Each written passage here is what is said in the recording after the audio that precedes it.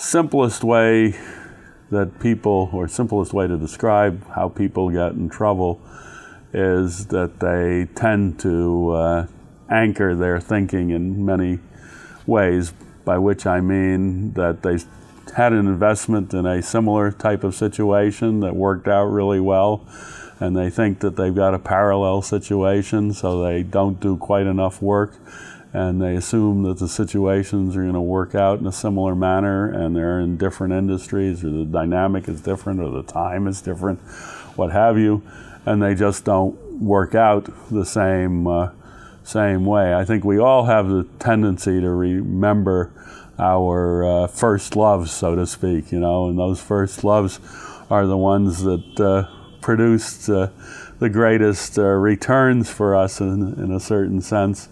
And so you remember those, you say, here's another terrific situation. And sometimes you're right, it is another terrific situation. Sometimes it's a perfect or very good parallel.